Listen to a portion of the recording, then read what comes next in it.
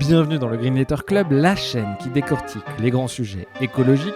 Aujourd'hui, nous allons parler de la fonte des calottes polaires, élévation du niveau des mers, modification des courants océaniques et même vagues de froid intenses. La fonte des calottes polaires pourrait détraquer le climat de la planète. D'où cette question, le point de bascule a-t-il été franchi ? Pour y répondre, nous recevons Heidi Sévestre, glaciologue auprès du Conseil de l'Arctique, lauréate en 2022 de la première médaille Shackleton pour la protection des régions polaires, présentatrice de documentaires scientifiques et autrice de Sentinelles du climat. Bonjour Heidi. Bonjour Maxime. Tu es glaciologue, tu as étudié les glaces aux quatre coins du monde, dans les Alpes bien sûr, mais aussi au Svalbard, un archipel au nord de la Scandinavie, au Groenland, en Antarctique, en Himalaya. On va diviser l'interview en deux parties. On va d'abord parler de la fonte des calottes polaires, c'est-à-dire le Groenland et l'Antarctique, et puis dans un second temps, on parlera de la fonte des glaciers de montagne et de leur impact sur nos vies. Première question, est-ce que tu peux nous présenter les deux calottes polaires, le Groenland et l'Antarctique ? Quelles sont leurs spécificités ? Déjà, merci de m'accueillir. Alors, on a en effet deux calottes polaires sur Terre. Le terme exact est inlandis, si on rentre dans les détails. Ce sont des surfaces de glace qui sont supérieures à 50 000 km². C'est vraiment la définition d'un inlandis. Si on regarde ce qui se passe au nord, au niveau du Groenland, le Groenland, c'est 3 à 4 fois la taille de la France, déjà. Et une grande partie de cette île du Groenland est recouverte de glace. On a de la glace au Groenland jusqu'à 3 km d'épaisseur. C'est vraiment monumental. On a aussi énormément de relief, de montagnes autour de cette calotte polaire et sous cette calotte polaire.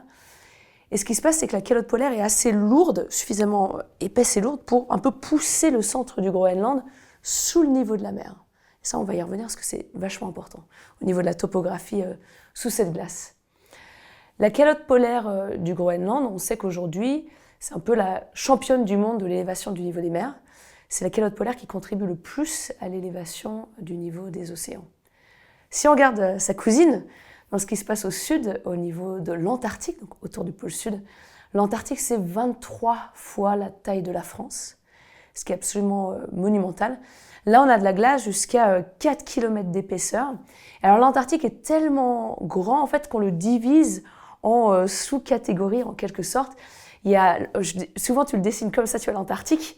Tu as la petite péninsule, la petite virgule qui va vers le nord, où il y a surtout des glaciers de montagne, quelques barrières de glace, et on en parlera.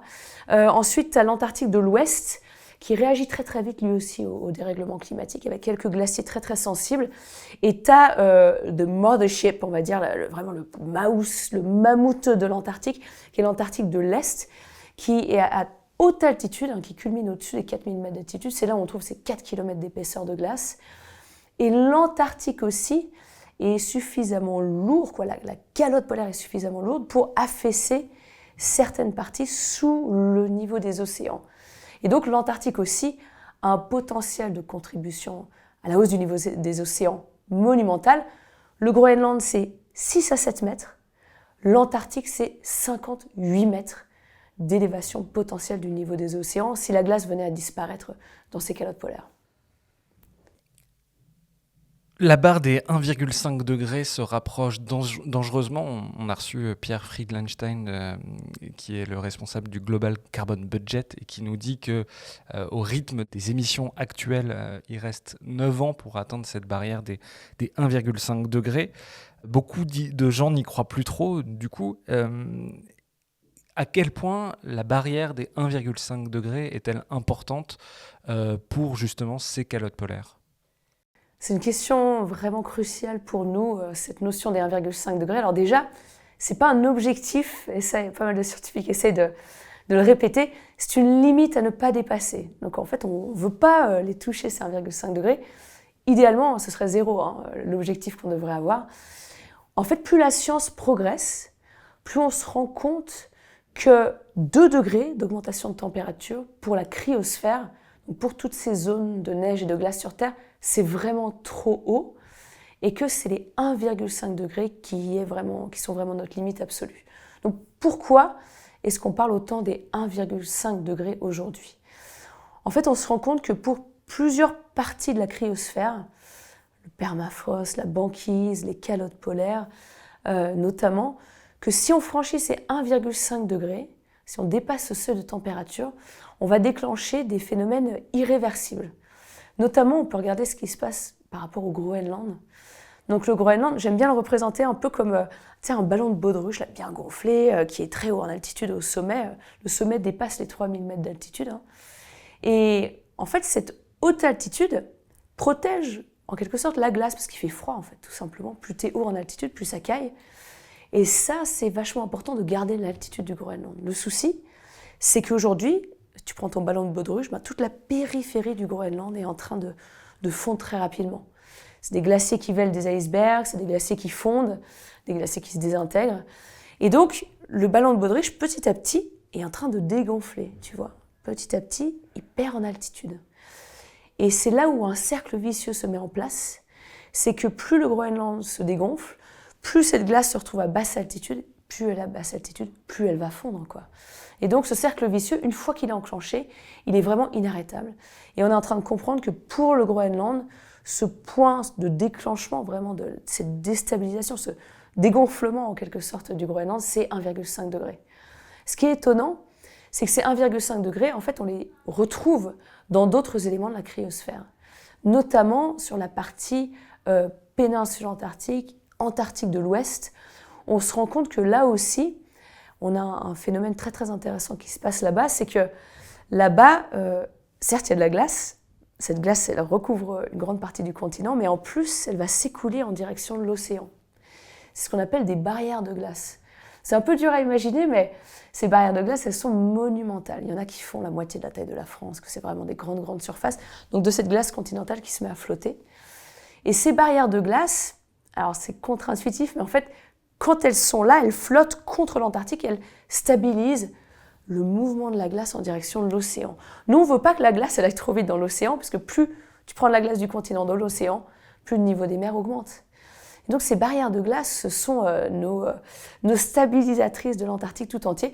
Et on sait que pour ces barrières de glace, elles risquent de continuer. Il y en a déjà qui se déstabilisent, mais on risque d'atteindre le point de non-retour de déstabilisation de ces barrières de glace qui sont au contact de 75% des côtes de l'Antarctique.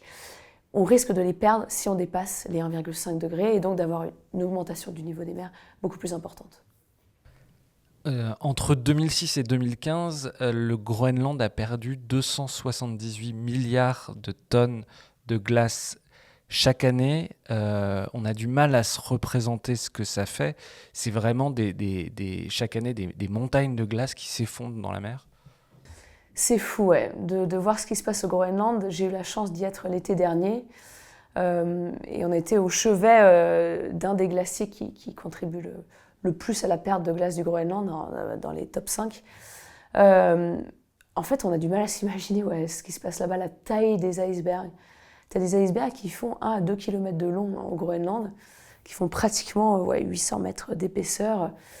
Et en fait, ça donne le tournis. Et on a du mal, je trouve, à exprimer, tu vois, quand je rentre en France, la catastrophe que c'est, quoi.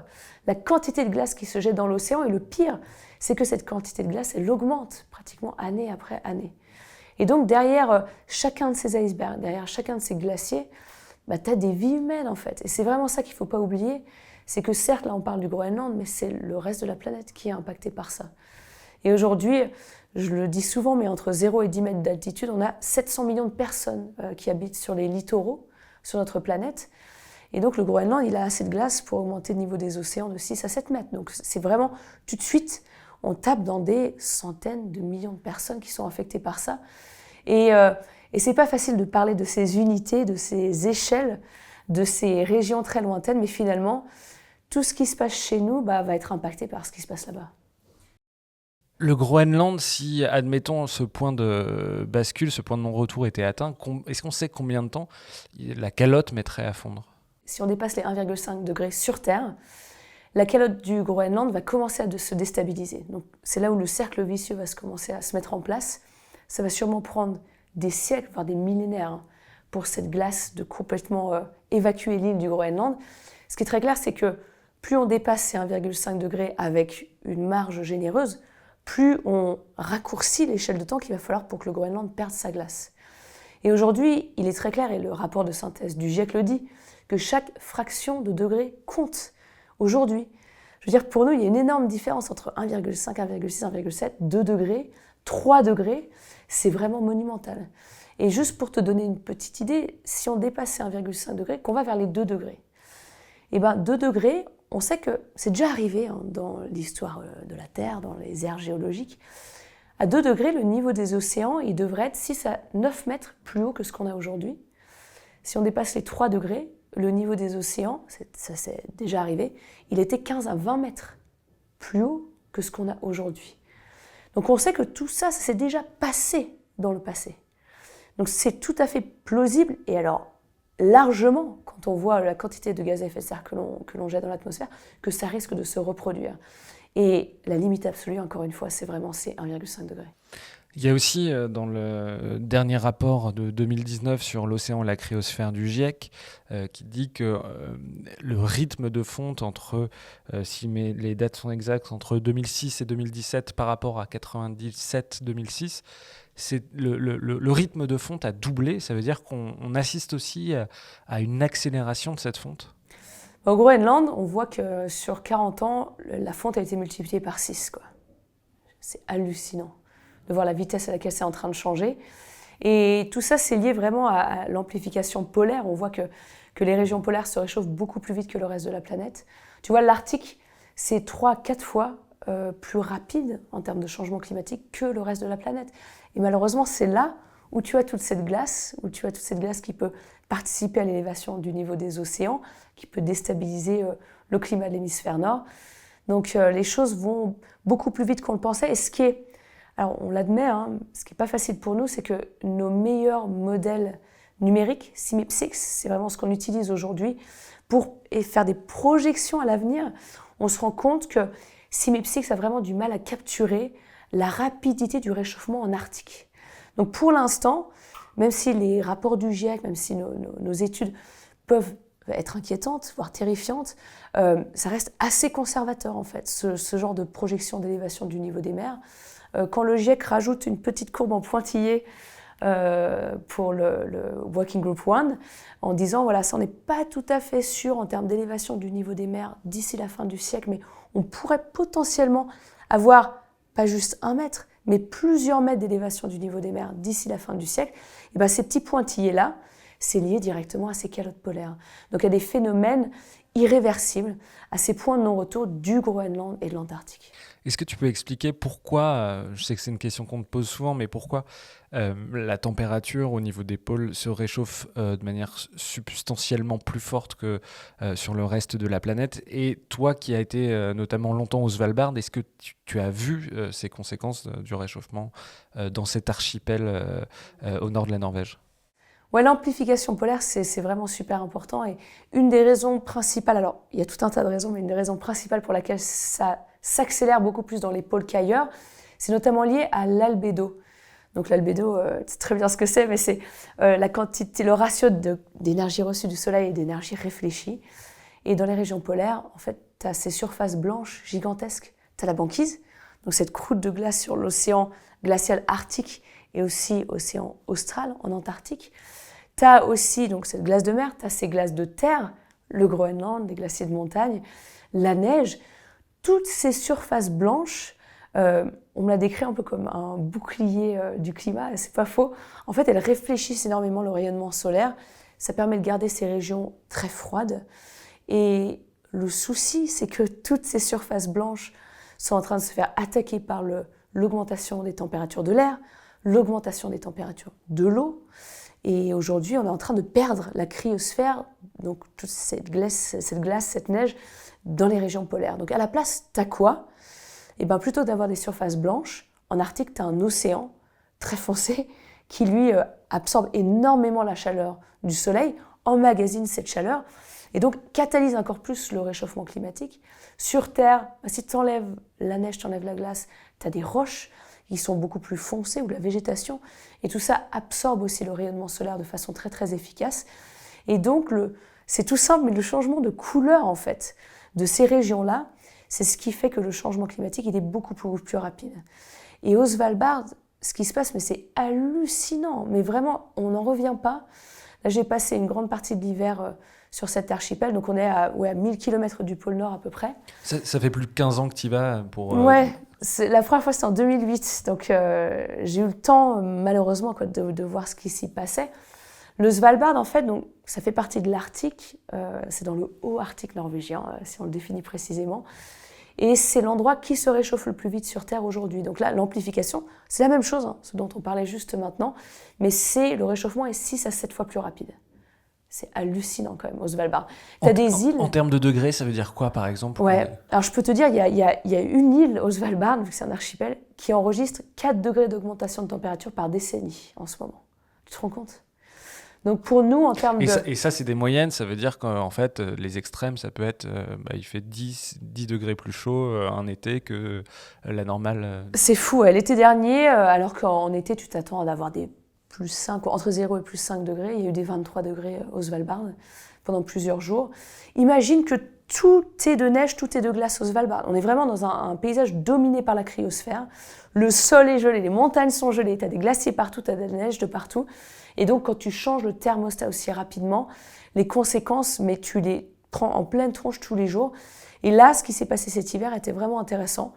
On est en train de voir que tout est bouleversé au Svalbard. Il y a eu très très peu de banquise. La banquise, on devrait commencer à la voir se former autour du mois de décembre, du mois de janvier. Elle est arrivée au mois de mars. Donc, ultra tardivement. On parle là de banquise saisonnière au Svalbard. Et malheureusement, on a immédiatement vu les conséquences de la perte de cette banquise. Et ça s'est traduit par des tempêtes, en fait. Des tempêtes, mais ultra violentes. On les qualifie pratiquement d'ouragans au Svalbard, hein, tellement que les vents sont forts. On a des vents à 140, 150, 160 km/h. C'est aussi énormément d'humidité dans l'air. Le Svalbard, à la base, c'est un désert. Il y a très, très peu de précipitations. Tu as quand même de la neige, hein, mais vraiment pas beaucoup. Et là, le problème, c'est que quand tu n'as pas la banquise, c'est un couvercle sur l'océan. Donc il y a moins d'évaporation quand il y a pas de la vagues. banquise. Il n'y a pas de vagues non plus, ça stabilise tout ça. Imagine, tu enlèves le couvercle. Donc là, tu as l'océan, pop, pop, pop, tu as tes petites vagues. Et bien, ce qui s'est passé, c'est qu'on a eu énormément d'évaporation. Il n'y a jamais eu autant de neige qui est tombée au Svalbard. Alors tu pourrais dire, bah, c'est cool, non, la neige, c'est plutôt bon signe. En fait, le climat, le paysage n'est pas du tout adapté à ça. Il y a énormément d'expéditions qui ont été bloquées à cause des tempêtes, à cause des avalanches. Il y a eu des évacuations partout. Les prévisions météo, tu ne peux plus compter dessus, parce que voilà, les prévisions météo n'arrivent plus du tout à s'adapter à ces changements de conditions. Et par-dessus ça, ouais, c'est des glaciers qui reculent, du permafrost qui dégèle, et de la banquise qui a vraiment du mal à se former. Toi, tu avais été justement bloqué dans une de ces tempêtes que vous n'aviez pas prévues. Tu as été prise dans une avalanche, je ne sais plus si c'est au Svalbard, mais ça, c'est des conditions qui ne sont pas tout à fait des conditions normales. Ouais, c'est complètement fou. Lors de ma dernière expédition, dernier gros projet au Svalbard, c'était Climate Sentinels, une expédition au mois d'avril 2021. On est parti au mois d'avril parce qu'on voulait faire une traversée en ski. On voulait qu'il fasse froid, on voulait que les conditions elles soient stables. Et au mois d'avril, typiquement, tu te réveilles le matin, il fait beau, tu te poses même pas la question, quoi. Il fait moins 25, il fait moins 20. Tu sais que pendant un mois, les conditions vont être parfaites, quoi. Et donc, on avait prévu de traverser toute une partie de l'archipel du Svalbard, 450 km. Et dès les premiers jours, on a vu qu'il y avait vraiment quelque chose qui clochait.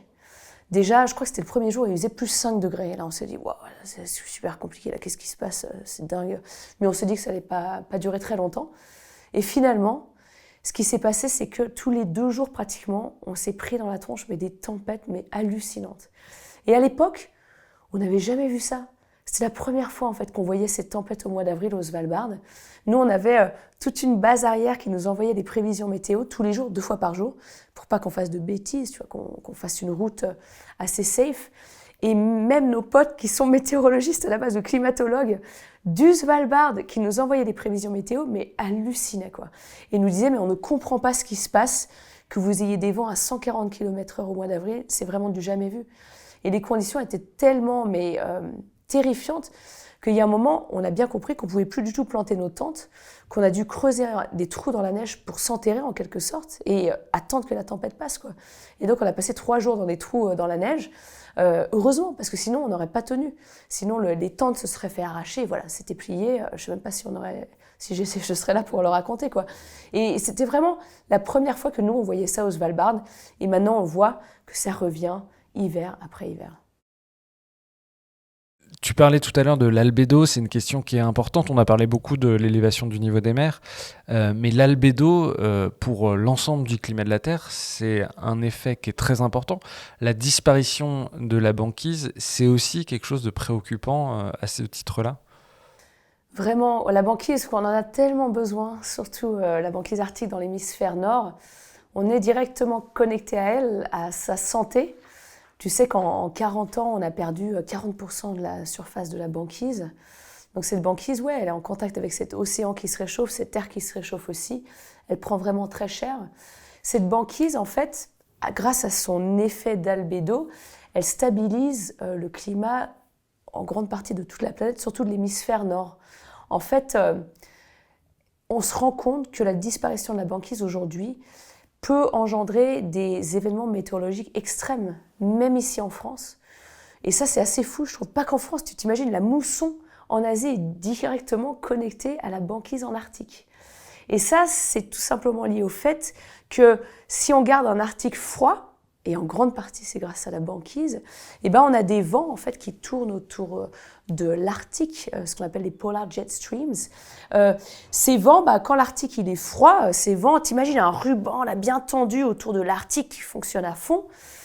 Le souci, c'est quand l'Arctique se réchauffe et que les différences de température entre l'Arctique et le reste de l'hémisphère nord s'amoindrissent, puisqu'il se réchauffe 3-4 fois plus vite, et ben ce ruban, au lieu d'être bien tendu, d'isoler l'Arctique au nord du reste de l'hémisphère nord, on voit que ce polar jet stream, il est en train de prendre une forme un peu comme les pétales d'une fleur. Et ça c'est vraiment assez flippant au niveau scientifique de voir à quelle vitesse c'est en train de se produire. Parce que ce qui se passe, c'est que, alors ces pétales, imagine vraiment les pétales d'une fleur, parfois tu as des vents très froids, donc ils vont descendre très bas au sud, qui viennent de l'Arctique. Donc ça nous amène des gels tardifs, des gels précoces qui affectent directement notre agriculture. À l'inverse, on remonte le pétale de la fleur. À l'inverse, on a des vents très chauds qui vont pénétrer très loin dans l'Arctique, amener des températures de fou, des records de température comme les 23 degrés qu'on a eu au Svalbard. Et donc cette déstabilisation du polar jet stream, elle fait que finalement, on se retrouve encore plus connecté à l'Arctique qu'on l'était avant. Voilà, s'il neige au Texas, c'est directement lié à ce qui se passe en Arctique. Oui, il y avait eu des grandes vagues de froid terribles au Texas. Alors, j'ai plus les températures, mais c'était moins 20, c'était très moins froid, ouais. de mémoire. Je sais plus exactement, mais ouais, tout à fait. On va aller plus au sud, on va se diriger vers l'Antarctique parce que là-bas aussi c'est peut-être encore pire, en tout cas c'est très préoccupant. Dans les milieux scientifiques, on parle de point de bascule, on parle de déstabilisation notamment de l'Antarctique de l'Ouest. Qu'est-ce que ça veut dire ? Qu'est-ce qui s'y passe ? Pourquoi la communauté scientifique est-elle aussi préoccupée par l'Antarctique de l'Ouest ? L'Antarctique de l'Ouest, en fait, il faut vraiment l'imaginer comme un archipel. Ça peut paraître bizarre parce que quand on regarde les cartes, tout est blanc, quoi. Oui, il y a d'ailleurs des visualisations de la NASA où on voit très bien ce qu'il y a sous la glace. Ça, c'est extraordinaire. Maintenant, grâce à nos données radars, on est capable d'enlever, en théorie, d'enlever la glace et de voir ce qui se passe dessous. Donc imagine un archipel avec quelques petits îlots qui ressortent sous cette glace. Donc ça veut dire qu'une grande partie de la glace de l'Antarctique de l'Ouest, à sa base, elle est sous le niveau de la mer, quoi. Elle est directement connectée à l'océan. Et ça, en fait, ça change complètement la donne. Et si on veut vraiment rentrer dans les détails du mécanisme dans l'Antarctique de l'Ouest, c'est vraiment très, très intéressant. En fait, on se rend compte qu'il y a ces fameux glaciers Thwaites, Pine Island, des glaciers qu'on les appelle un peu les glaciers de l'apocalypse, tous les deux. En fait, ces glaciers sont connectés à leur propre barrière de glace. Donc, on revient à la même chose, ce que j'évoquais tout à l'heure. En fait, ces barrières de glace, grandes stabilisatrices de l'Antarctique, qui sont censées ralentir le mouvement de la glace en direction de l'océan. En fait, ces barrières de glace, tu peux les imaginer comme des bouchons d'une bouteille de champagne. Tant qu'elles sont là, ça va. Elles stabilisent tout ça. Si le bouchon saute à cause du changement climatique, c'est toute la glace qui sera derrière qui va soudainement accélérer et se jeter dans l'océan. Alors ces barrières de glace, on se rend compte que au bout d'un moment, on ne va plus pouvoir arrêter leur déstabilisation. Notamment, ce qui se passe, c'est que tu as ta barrière de glace qui flotte et au bout d'un moment, la glace va rentrer en contact avec la terre. Ce qu'on appelle la grounding line. Alors, en français, je ne sais plus comment on appelle ça. La ligne de quelque chose, ligne de contact avec la terre. Et en fait, quand la barrière de glace commence à reculer, comme un glacier avec le changement climatique, et ben en Antarctique de l'Ouest, en fait, ça devient de plus en plus profond en direction de l'intérieur du continent. Alors ça peut être bizarre comme réflexion, on appelle ça des pentes rétrogrades. En fait, c'est comme si le glacier, en reculant, en se raccourcissant, se retrouvait dans le grand bain, dans de l'eau de plus en plus profonde. Et ça, un glacier, une fois qu'il a commencé à reculer dans des eaux de plus en plus profondes, tu ne peux plus arrêter son recul jusqu'au moment où il retrouve une pente en sens inverse. C'est un peu technique, on rentre dans les détails. Mais le problème, c'est qu'une grande partie de l'Antarctique de l'Ouest, c'est ça. Ce sont des pentes rétrogrades qui penchent en direction du pôle sud. Et donc, on se rend compte que si on commence à perdre ces barrières de glace, que la grounding line, donc la zone de contact avec la Terre, commence à reculer dans des eaux de plus en plus profondes, eh ben, on ne va pas pouvoir arrêter cette déstabilisation-là. Et ces glaciers-là, cette partie de l'Antarctique, elle renferme assez de glace pour augmenter le niveau des océans de 4 à 5 mètres. Et là, aujourd'hui, gros débat au sein de la communauté scientifique. Il y a des scientifiques qui disent que déjà cette partie de l'Antarctique a atteint son point de non-retour. Il y en a qui le disent, qui pensent que le point de bascule a été atteint pour l'Antarctique de l'Ouest. D'autres disent que ce sera potentiellement autour des 1,5 degrés qu'on aura atteint le point de non-retour. Mais si tu regardes des images de Pine Island ou Thwaites glacier, tu regardes ces images satellites et tu n'as pas une barrière de glace continue, solide. Tu as une sorte de morcellement, c'est comme si tu avais un puzzle d'icebergs qui sont tous en train de se disloquer et de se répartir dans l'océan. Tu n'as pas du tout l'impression d'être dans un endroit en pleine santé, quoi. Et donc, beaucoup disent qu'on a peut-être déjà atteint le point de bascule pour cette partie-là de l'Antarctique. Pour qu'on se rende compte, les barrières de glace, c'est effectivement, tu l'avais dit tout à l'heure, des choses énormes. Là, j'avais noté la barrière de Ross, c'est 472 000 km², c'est-à-dire que c'est plus grand que l'Allemagne, doit être les 4/5 de la France. La barrière Filchner-Ronne, c'est 422 000 km², donc c'est pareil. Voilà, donc il y a plein de barrières de glace. Bon, ça, c'est les plus grandes, mais il y en a plein comme ça. C'est des tailles énormes. Et les glaciers dont tu parlais, c'est des glaciers qui font des centaines, 600 km de long pour Thwaites. Si je... T'as raison de le préciser, c'est pas la mer de glace. C'est des monstres Enfin voilà, ça fait la taille de pays entiers. Exactement, c'est des couloirs gigantesques de glace. Et vraiment, on décrit l'Antarctique de l'Ouest comme un géant au pied d'argile en quelque sorte, parce que c'est un archipel, parce que sa base est sous le niveau de la mer.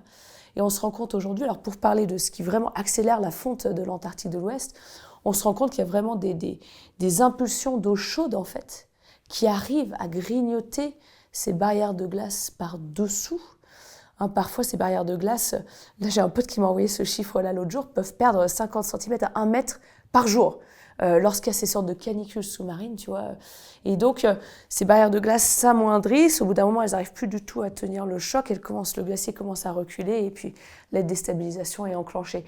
Donc, on remarque que l'océan qui se réchauffe les attaque vraiment très fortement. Mais pas que ça. C'est aussi les températures de l'air, c'est aussi les vents en Antarctique.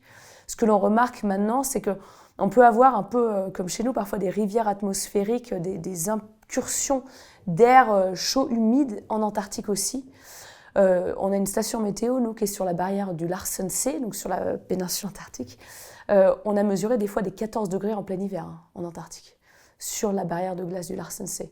Donc, ouais, c'est un peu comme une bougie qui font parler debout, ces barrières de glace. Ça se passe très vite et il faut... Notre avenir à tous est connecté à ces barrières de glace. Il ne faut vraiment pas qu'elles se déstabilisent. Pour bien comprendre, justement, tu parlais du Larsen C, donc, qui est une barrière de glace sur laquelle tu es allé. Il y avait avant ça le Larsen A et le Larsen B. C'est des barrières de glace qui sont disloquées. Donc on sait ce qui s'est passé. Est-ce que tu peux raconter ce qui s'est passé Est-ce que tu peux raconter ce qui s'est passé? Ouais, en fait, la péninsule antarctique, très longtemps, a été l'endroit qui se réchauffait le plus vite sur Terre.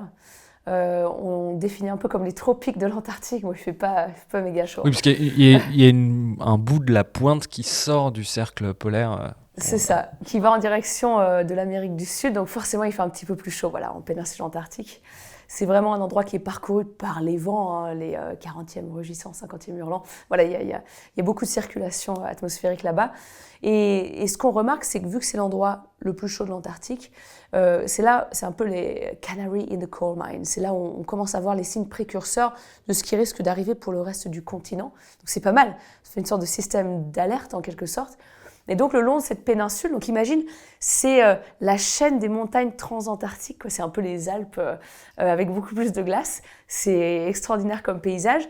Et donc tu as plein de petits glaciers de montagne, pas si petits que ça, et au bout d'un moment, ces glaciers eux aussi vont former des barrières de glace. Donc le long de la péninsule antarctique, tu as Larsen A, B, C, D. Et comme tu l'as dit, on en a déjà perdu des barrières de glace sur la péninsule antarctique. Je crois que Larsen A, c'était en 1995, Larsen B, c'était en 2002. Larsen B, on a vraiment pu étudier ce qui s'est passé. On avait vraiment des bonnes images satellites. En fait, ce qui est fou, c'est que c'est une superficie gigantesque qui s'est désintégrée en quelques semaines à peine.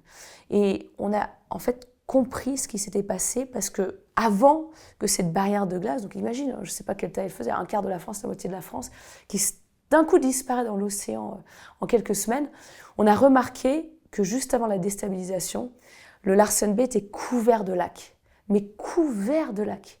T'imagines des milliers, voire des millions de lacs donc, qui sont formés par la fonte de cette barrière de glace, hein, tout simplement, hein, c'est la neige, la glace qui fond. Et en fait, ces lacs, ça peut paraître bête, mais quand tu as de l'eau liquide en face de l'eau solide, de la glace, c'est toujours l'eau liquide qui va gagner. Et ce qui s'est passé, c'est que ces lacs, au bout d'un moment, ils trouvent toujours le moyen de traverser l'épaisseur de ces barrières de glace. Parfois, l'eau, elle reste bloquée dans la barrière de glace. Parfois, elle tranche la barrière de glace complètement. Et donc, ça, c'est des phénomènes qui déstabilisent complètement ces barrières de glace. Déjà, c'est un poids assez bizarre. Hein, ces lacs qui se remplissent et qui se vident. Donc, ça déstabilise la structure tout entière du Larsen B. Et on parle de hydrofracturing. Donc, c'est le fait que l'eau traverse l'épaisseur de la barrière de glace. Elle peut faire jusqu'à 800 mètres, 1 km d'épaisseur, hein, ces barrières de glace. Mais au bout d'un moment, la barrière de la glace, elle est complètement découpée. Elle n'a plus du tout de structure cohérente. Et tout ça, pouf, tout d'un coup se déstabilise. Et ce qui se passe, c'est qu'une fois que ces barrières de glace qui sont là depuis des dizaines de milliers d'années disparaissent, elles ne se reforment pas. Parce qu'aujourd'hui, l'océan austral est beaucoup trop chaud pour que ces barrières de glace puissent se reformer. Donc la barrière de glace, le bouchon de la bouteille de champagne, pouf, est parti, pouf, toute la barrière de glace s'est éclatée. Et ce qui nous intéressait, c'était ce qui se passait derrière en fait. Parce que la barrière de glace, vu qu'elle flotte déjà, elle n'influence pas du tout le niveau des océans, mais c'est la glace qu'elle retient derrière. C'est la glace continentale qui est importante. La bouteille de champagne, le champagne. Et ce qu'on a remarqué, c'est que certains glaciers qu'on a surveillés par images satellites ont vu leur vitesse multipliée par 3, 4, voire 10 suite à la désintégration de la barrière du Larsen B. Et là, on a de la chance que des petits glaciers, relativement petits glaciers, si la même chose se passe avec ce que tu viens de décrire, la barrière de Ross, la barrière de Thwaites, de Pine Island, les conséquences seraient vraiment tout autres. Oui, parce qu'on voit les glaciers qui avancent à un rythme de plusieurs kilomètres par an. C'est assez rapide. C'est assez rapide, exactement. C'est assez rapide, mais voilà, ça paraît assez bizarre. Ces barrières de glace, elles sont dans ces baies naturelles. Donc c'est comme si elles s'accrochaient avec leurs jambes, avec leurs bras, là, et elles ralentissent quand même un petit peu, elles stabilisent le mouvement de l'Antarctique. Et finalement, une fois qu'elles sont parties, elles sont parties. Je veux dire, elles ne vont pas revenir au cours de notre vie. Tu parlais des 2 glaciers de l'Apocalypse. Tu disais qu'il y avait un débat dans la communauté scientifique pour savoir si, oui ou non, on avait atteint un point de non-retour. On observe, pourquoi il y a ce débat? À quel point on observe la déstabilisation de ces 2 glaciers-là? C'est vraiment ultra compliqué, ouais. Ces phénomènes de points de non-retour, ces points de bascule, ces tipping points. On se débat parce que les données sont difficiles déjà à obtenir, vraiment. Je pense qu'on on s'imagine pas aujourd'hui en 2023 à quel point c'est difficile d'étudier ce qui se passe en Antarctique. C'est une autre planète, l'Antarctique. Voilà, 23 fois la taille de la France. C'est des expéditions hors de prix d'aller sur place. Et surtout, ce qui est difficile pour nous, alors certes, on a des satellites, voilà, les satellites font leur taf. En fait, là où c'est intéressant, là où c'est important, c'est ce qui se passe sous ces barrières de glace, sous ces glaciers, sous ces calottes polaires. C'est là, nous, où on a besoin d'informations. Et donc, pour comprendre ce qui se passe sous Thwaites, sous Pine Island Glacier, on est obligé de perforer ces glaciers sur des centaines de mètres d'épaisseur. Maintenant, on fait descendre des sortes de sous-marins, en fait, des drones, qui vont cartographier ce qui se passe sous ces barrières de glace, mesurer les courants océaniques, mesurer la salinité, la température de l'eau, mesurer, ce qui est très important, le relief de cet archipel qui est sous l'Antarctique de l'Ouest. Et donc aujourd'hui, voilà, on fait vraiment de notre mieux. Les plus grands spécialistes, vraiment, ce sont ceux qui sont pratiquement convaincus que le point de non-retour a été atteint pour l'Antarctique de l'Ouest. Il y a encore beaucoup de prudence, tu sais. Nous, en science, la prudence est maître mot. Et il nous faut quand même pas mal d'années pour savoir si cet endroit a passé son point de non-retour ou pas. Donc il va nous falloir encore beaucoup plus de données, encore beaucoup plus de temps pour confirmer ou pas si le point de non-retour a été franchi. Si c'était le cas, est-ce qu'on a une idée des conséquences ? Les conséquences, elles sont assez claires. Alors, la question, c'est toujours l'échelle de temps de ces conséquences. Mais on sait que ces deux glaciers, l'Antarctique de l'Ouest contient assez de glace pour augmenter le niveau des océans de 4 à 5 mètres, ce qui est vraiment énorme. Hein. C'est déjà des pays qui disparaissent, 4 à 5 mètres. La vitesse à laquelle ça peut juste pour arriver, dire, les plus grandes villes du monde, Bangkok, Tokyo, sont des New York, sont York, des villes Shanghai. au bord de la mer, très très basses. Exactement, ouais. C'est vraiment...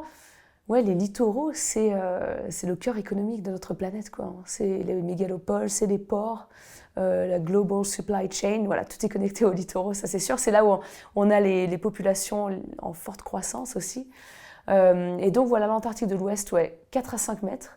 Ça n'arrivera pas du jour au lendemain, encore une fois, mais ça peut arriver en quelques siècles si on ne se resserre pas les coudes et si on n'agit pas le plus vite possible pour éviter ça. Il y a une autre incidence potentiellement très forte sur le climat de la planète, c'est que l'arrivée de l'eau douce dans la mer peut modifier les courants marins. Qu'est-ce qu'on sait aujourd'hui ? Quels sont les courants qui risquent d'être le plus impactés ?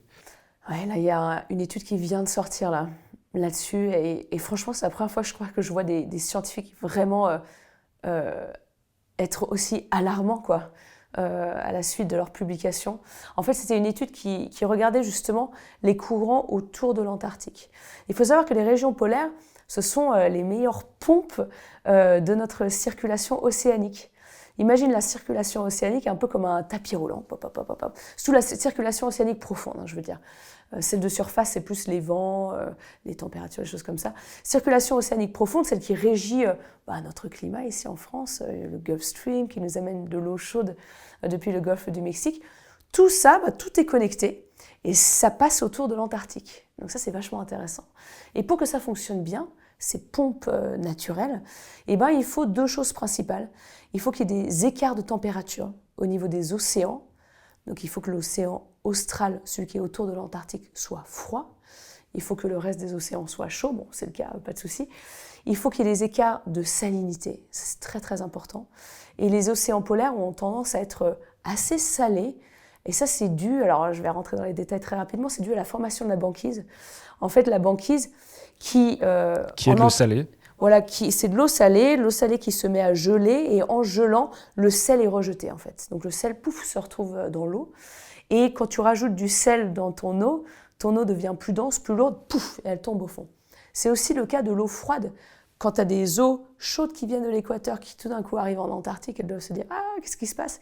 Il fait soudainement très froid, ces eaux elles deviennent froides et elles s'alourdissent et elles tombent. Et ça, ce mouvement-là, c'est super important pour que ces courants fonctionnent bien.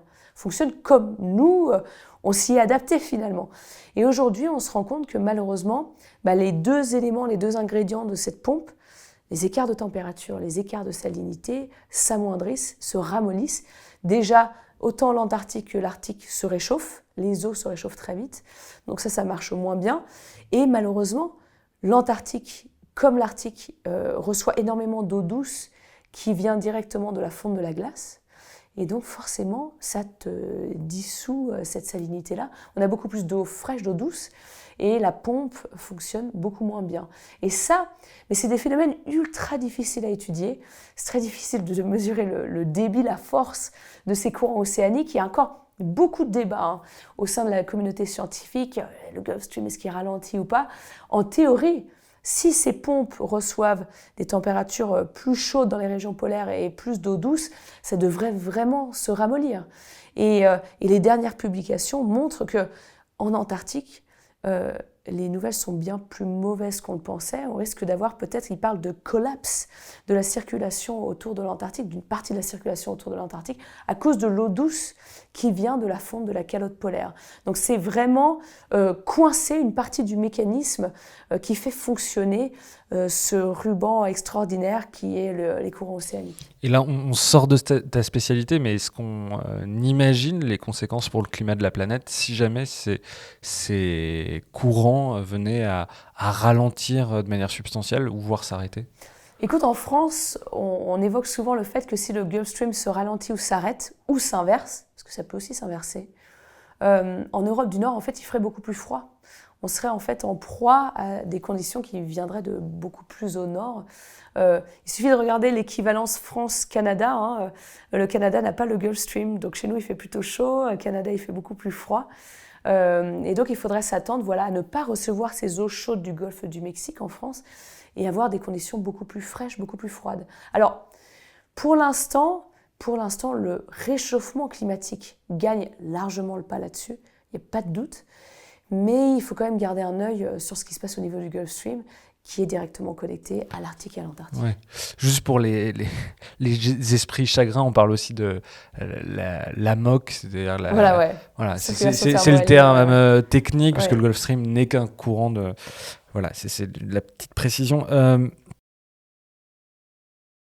Il y a un autre phénomène qui est frappant quand on te lit, c'est que on se dit que le Groenland, on se dit que l'Arctique sont des régions immaculées, très blanches. Ce qu'on observe aujourd'hui, au contraire, c'est un engrisement de ces régions-là, c'est-à-dire que il y a des particules qui se déposent sur ces régions-là.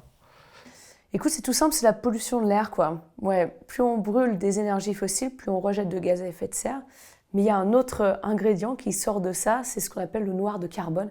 C'est les particules fines ou ultra fines, celles qui déjà impactent notre santé de façon assez terrible. En fait, ça tu le vois à Paris, tu passes ton doigt le long d'une façade d'un bâtiment, ton doigt il est tout noir. Ça c'est du noir de carbone. Et donc le noir de carbone, malheureusement, il adore voyager, il est très léger. Il peut parcourir des milliers de kilomètres entraîné par les vents tout simplement. Et lorsqu'il se dépose en ville, on le voit un petit peu, mais ça ne choque pas plus que ça. Lorsque ça se dépose sur des surfaces blanches, qui sont censées être super propres, le Groenland, la banquise, le Svalbard, et bien forcément, ça fait toute la différence. On parlait tout à l'heure du fait que la couleur de ces surfaces-là est super importante. Il faut que l'Arctique reste blanc parce que c'est ce bouclier qui renvoie le rayonnement solaire vers l'espace. Et aujourd'hui, on est en train de voir que de grandes parties du Groenland de l'Ouest notamment, qui est parcouru par les vents, reçoit énormément de pollution atmosphérique qui vient des États-Unis, du Canada, mais aussi de la suie des feux de forêt.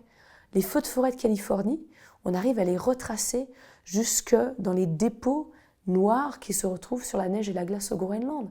Donc quand tu as des surfaces qui passent d'être très blanches à soudainement, mais c'est choquant les photos, à être grises voire noires. Oui, toi tu as fait des expéditions sur ce sujet-là. Exactement, au Svalbard on allait étudier exactement ça, voilà, la déposition du noir de carbone dans la neige et dans la glace. Alors on a pris des petits échantillons tout au long de notre expédition quand on a traversé le Svalbard pour essayer de comprendre d'où elle vient cette pollution. Est-ce qu'elle vient comme pour le Groenland? Est-ce que c'est les États-Unis? Est-ce que c'est le Canada? Est-ce qu'elle peut venir d'ailleurs? Avec les pétales du jet stream qui parfois nous ramènent de l'air du reste de l'Europe, est-ce que l'Arctique est affecté par de nouvelles sources de pollution? Et donc pour nous, c'est vraiment très intéressant de pouvoir identifier la source du problème, parce qu'on sait que le noir de carbone, il ne reste pas dans l'atmosphère très longtemps. Le noir de carbone, il flotte dans l'atmosphère 3 à 4 semaines. Donc si tu réduis le problème à la source, tu ressens les bénéfices 3-4 semaines plus tard. Et ça, c'est dingue, mais on l'a vu pendant le Covid. On l'a vu que les glaciers de l'Himalaya, pendant le Covid, ils ont repris un peu du poil de la bête parce qu'il y avait beaucoup moins d'activité industrielle au niveau de l'Inde et au niveau de la Chine. Et donc, ils étaient beaucoup plus blancs, ils étaient beaucoup plus propres. La neige, elle est restée, plutôt que d'être noire et d'absorber le rayonnement solaire et de fondre un peu plus rapidement. Ils ont repris du poil de la bête pendant 2 ans, ils étaient très contents. Et donc, immédiatement, on a vu le résultat. Et dans l'Arctique, Aujourd'hui, on explique que 30% du réchauffement de l'Arctique est dû à ce noir de carbone qui se dépose sur la neige et la glace. Donc c'est vraiment un pilier de la lutte contre le réchauffement climatique en Arctique si on arrive à se débarrasser de cette pollution de l'air. Donc on a parlé de la montée des eaux, on a parlé de l'effet albédo, on a parlé des problématiques liées aux courants marins et au jet stream. Il y a un autre sujet, c'est que le réchauffement des eaux arctiques, quand on voit d'ailleurs les cartes de puits de carbone dans le monde, on se rend compte qu'en se réchauffant, les eaux elles risquent de moins capter du carbone. Ça c'est déjà quelque chose, c'est des phénomènes qu'on observe déjà. Oui, complètement. Aujourd'hui, en fait, les océans polaires, voilà, ce sont des puits de carbone absolument extraordinaires. Quand on a la chance de les avoir, c'est un peu comme les zones humides, les forêts, voilà, tous ces écosystèmes naturels qui nous rendent tout un tas de services gratuitement, qui absorbent nos gaz à effet de serre. Et on sait que ça marche jusqu'à un certain point. Voilà, quand l'eau se réchauffe trop, au bout d'un moment, l'effet puits de carbone ne marche pas aussi bien. Il y a un truc vraiment intéressant par rapport à ça que j'aimerais évoquer, c'est qu'on se rend compte que ces océans polaires, ces puits de carbone naturels, en dissolvant, voilà, en absorbant ces gaz à effet de serre, s'acidifient. Alors ça, c'est vraiment très intéressant, parce qu'on se rend compte qu'aujourd'hui, il y a énormément de pêche dans l'Arctique. C'est une région que je connais bien, je suis sans arrêt sur les cartes des bateaux. Je ne reviens pas du nombre de bateaux qu'il y a dans l'Arctique qui vont pêcher là-haut, pêcher beaucoup de morue notamment. On se rend compte que l'océan glacial arctique est en train de devenir corrosif. Plus il absorbe de CO2, c'est une réaction chimique, alors je ne vais pas rentrer là-dedans, mais ça devient de plus en plus acide. Et en fait, il y a tout un tas de micro-organismes qui ont des squelettes, des théropodes, c'est des petits escargots, tu vois, qui ont besoin de leur squelette pour vivre. On parle vraiment de la base de la chaîne alimentaire dans ces régions-là. Et bien malheureusement, plus les eaux s'acidifient, plus leurs squelettes se dissolvent. Oui, ont du mal à calcifier, à se constituer. Voilà, exactement. Et finalement, ça menace complètement leur existence de ces espèces-là. Et ce sont des espèces, encore une fois, à la base de la chaîne alimentaire sous-marine en Arctique. Et aujourd'hui, j'entends énormément des pays qui se préparent à ce que l'Arctique devienne un Eldorado de la pêche, parce qu'il y aura moins de banquise, donc ça va être plus facile. Tu vois, sur le papier, ça a l'air très simple. Hein. Pas du tout. En fait, on se rend compte que si on franchit les 1,5 degrés, là aussi, encore une fois, on revient à notre seuil de température, l'acidification des eaux arctiques, ça ne va pas être juste ponctuel sur quelques endroits, ça va être toutes les eaux arctiques qui vont devenir corrosives, ça descendra assez bas au sud, et malheureusement, c'est tout un tas d'espèces qui ne pourront pas survivre à ce genre de conditions-là. Donc l'Arctique ne va pas nourrir le reste de la planète d'ici la fin du siècle, surtout si on dépasse ces 1,5 degrés, et l'acidification polaire, en parlant de point de non-retour, l'acidification polaire, elle est irréversible sur 40 000 à 50 000 ans. Et ça, c'est vraiment des chiffres qui sont hallucinants. Donc si on dépasse vraiment ce seuil des 1,5 degrés, c'est très très compliqué, voire impossible de revenir en arrière sur l'échelle de plusieurs générations. Toi, tu as participé à des COP, tu vas même former des négociateurs climat à Vienne. Quel est le niveau de connaissance scientifique des politiques ? Est-ce que, de ton expérience, tu as l'impression qu'il y a des gens qui comprennent vraiment ce qui se passe ou est-ce que, de manière générale, il manque vraiment de robustesse sur ces questions-là ? Écoute, c'est très très varié le niveau de connaissance entre les gouvernements, entre les équipes des gouvernements aussi, tu vois, que ce soit Sénat, Parlement, députés, négociateurs du climat. Pour nous, les scientifiques, aujourd'hui, c'est essentiel de comprendre qu'il faut qu'on aille au-delà des rapports scientifiques, il faut qu'on aille à leur rencontre. Il faut vraiment qu'on parle d'humain à humain, qu'on les prépare, qu'on les briefe, qu'on les éduque sur ces sujets-là. J'ai eu l'occasion de le faire très régulièrement. La semaine dernière, j'étais à Stockholm pour aussi préparer des équipes de négociateurs du climat d'une vingtaine de pays différents. Si on parle juste des négociateurs du climat, alors ce sont ceux qui vont aux COP, aux conférences du climat. C'est ceux qui représentent avant tout leur pays, qui défendent leur pays, qui essaient de mettre en place une stratégie avec leur gouvernement, une stratégie ambitieuse, c'est ce qu'on attend d'eux, pour lutter contre le changement climatique. Il y a des très grosses différences dans les équipes de négociateurs du climat, où parfois, la plupart des cas heureusement, les négociateurs du climat sont des scientifiques, donc background scientifique de fou, blindés, comprennent exactement ce qui se passe, comprennent les rapports scientifiques, lisent les dernières publications. Il y a des pays où leurs équipes de négociateurs du climat, ce sont des avocats. Et là, c'est pas du tout la même ambiance, hein, vraiment 2 salles, 2 ambiances, où là, tu comprends que c'est des avocats. Ils sont pas forcément là pour avoir des stratégies ultra ambitieuses de lutter contre le changement climatique.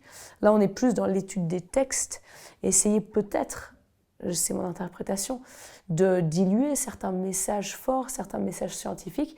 Et donc pour nous, il faut faire avec. Voilà. Que ce soit des scientifiques ou pas, ces négociateurs du climat, il faut qu'on les prépare. Et donc ce qu'on fait quand on les rencontre, c'est qu'on leur amène les toutes dernières connaissances scientifiques. On se base bien sûr sur des rapports du GIEC, mais les rapports du GIEC sont déjà dépassés. Tu sais, dès qu'ils sont publiés, ils ont forcément un petit temps de retard. Et donc on leur ramène des trucs qui ont été publiés hier, avant-hier. Tu vois, vraiment les toutes dernières données. Et moi, j'ai vu des équipes de négociateurs du climat, mais vraiment avoir la mâchoire qui se décrochait quand on leur expliquait ce qui se passait. Et aussi des négociateurs du climat qui sont scientifiques. Hein. Et donc, ça montre l'importance de les tenir au courant, de les tenir sous perfusion de cette science. Et chaque mois, tu sais mieux que moi, hein, chaque mois, il se passe des nouvelles publications, des nouveaux résultats qui sont souvent plus terrifiants les uns que les autres. Et donc, il est vraiment urgent pour nous d'avoir un plan Marshall de la communication, bien sûr auprès des négociateurs du climat, mais auprès des gouvernements. Ici en France, tu vois, députés, parlementaires, sénateurs, leurs collaborateurs, tout le monde devrait y passer. Pareil pour les entreprises, pareil pour le grand public. Et on se rend compte que, en fait, je pense que pendant assez longtemps, on a cru qu'on faisait le maximum. On a cru que, après 30 ans de rapport du GIEC, on a cru qu'on avait vraiment tout donné en termes de rendre ces données accessibles à tout le monde. Et en fait, on en est très loin. Je pense qu'on est vraiment à des années-lumière d'avoir pu toucher tout le monde. On peut prêcher à notre paroisse. Hein, tu vois, quand je fais une conférence publique, c'est souvent les personnes convaincues qui vont venir. Comment est-ce qu'on arrive à se connecter avec celles et ceux qui ne vont pas être dans la salle, celles et ceux qui ne veulent pas être éduqués sur ces sujets-là? Et cette éducation, elle est cruciale parce que c'est le premier pas vers l'action. Si tu ne comprends pas ce qui se passe, pourquoi est-ce que tu voudrais agir ? C'est aussi, dernière question, après on parlera des glaciers de montagne, dernière question, c'est aussi, et toi tu le fais très bien, un appel aux scientifiques à sortir de leur labo, à sortir parfois aussi, parce qu'il y a beaucoup de scientifiques qui nous disent, mais nous c'est pas notre rôle, on est le thermomètre, on est conservateur entre guillemets, parce qu'on est respectueux de la science. Toi au contraire tu dis qu'il faut que les scientifiques fassent plus de vulgarisation, alertent plus, sortent plus de leur labo. Je pense qu'être scientifique en 2023, t'as pas le choix, quoi. T'as vraiment pas le choix de sortir de ton laboratoire, d'aller au-delà de rapports scientifiques, de publications scientifiques, de se rendre compte que cette science, si elle n'est pas communiquée, elle n'a pas d'impact. Je pense qu'il faut être très clair là-dessus. Moi, je fais le test super souvent. Hein. Je demande dans la salle, OK, qui a lu Journal of Glaciology? Qui a lu Journal of Geophysical Research? Qui a lu Nature Science? Personne ne lève la main et je me dis, ah ouais, d'accord, OK. Donc, c'est vraiment essentiel aujourd'hui de comprendre qu'on a une responsabilité vraiment majeure. Et en France, écoute, on a des dingues de communication scientifique que j'admire, mais absolument. Tu vois, des Valérie Masson-Delmotte, des Jean Jouzel, des Emma Aziza, Magali Regazazi, des Christophe Cassou, je peux en nommer plein, mais on a la chance d'avoir des scientifiques qui l'ont compris. Mais imagine, si tous les scientifiques de France faisaient ça, si tous les scientifiques de France allaient voir, alors ceux qui travaillent sur le climat, si tous les scientifiques qui travaillent sur le climat en France allaient voir leur collectivité territoriale, allaient voir les entreprises autour de là où est leur institut de recherche, essayer de contacter le gouvernement, essayer de les éduquer sur ces sujets-là, ça a été fait, hein. On a tenté, mais je pense que ce serait vraiment majeur comme transformation. Et aujourd'hui, on voit que ça devient de plus en plus difficile de se faire entendre. Le changement climatique, lui aussi, devient de plus en plus violent par rapport à nous. Et donc, c'est extrêmement clivant, il y a énormément de tensions entre nous, il n'y a jamais eu autant de désinformation sur les réseaux sociaux. Donc, il est urgent que l'on rappelle tout le monde à l'ordre, qu'on rende ces données accessibles au plus grand nombre et qu'on ne se voile pas la face, quoi. Moi, maintenant, quand je fais des conférences, mais quitte à vraiment faire peur à tout le monde, je ne leur cache pas du tout ce qui se passe. Je pense que c'est essentiel de leur raconter la vérité, ce que l'on observe sur le terrain, parce qu'aujourd'hui, pourquoi est-ce qu'il faut communiquer? Parce qu'on a besoin d'action.